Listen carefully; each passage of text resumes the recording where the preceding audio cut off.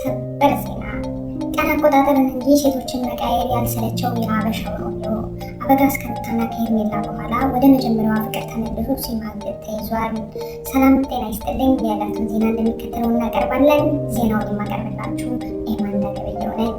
አዲስ አበባ የጉድና የሳቅ ዜና ማዕከል የፍቅር ህይወቱን እንደ ድራማ ተከታታይ ያደረገውና በከተማችን የታወቀው አበጋዝ ከረጅም የዞር ጊዜ በኋላ ዛሬ ደግሞ ወደ ቀደመ ነገሬ ብሎ ወደ ልጅነት ፍቅረኛ ወደ ፍቅር ተመልሶ በቁጥጥር ስር ውሏል።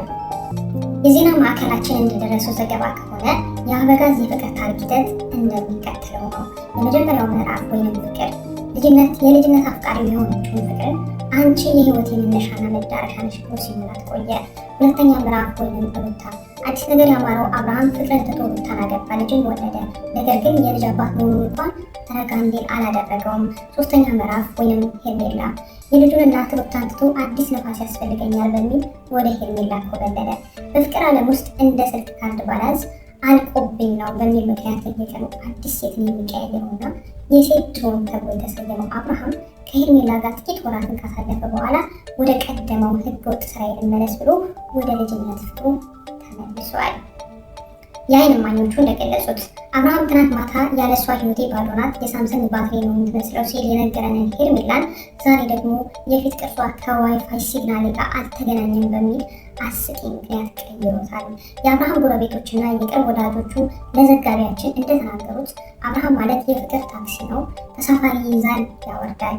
የቀድሞ ሚስቱና ውሽማው ሄርሜላ በጋራ ባወጡት አስቸኳይ መግለጫ አብርሃም በፍቅር ህይወቱ ላይ ሴቭ የሚባል በተን የለውም፣ ዲሌትና ኔክስት ብቻ ነው የሚጠቀመው። አሁን ደግሞ ቁንዶ ነክቶ ወደ ልጅነት ፍቅሩ ተመልሷል ብለዋል።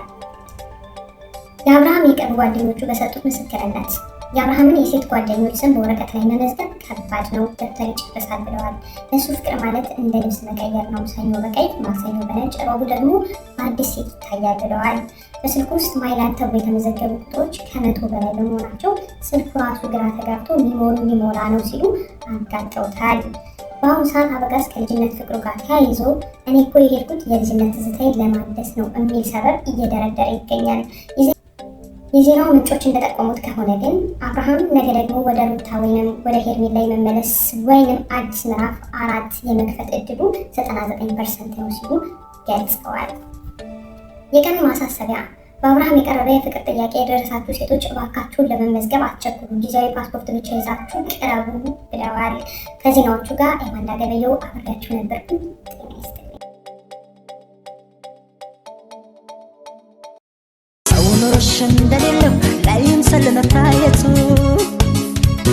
ማስረዳት መንገድ ስችኝ ሁሉንም በሰዓቱ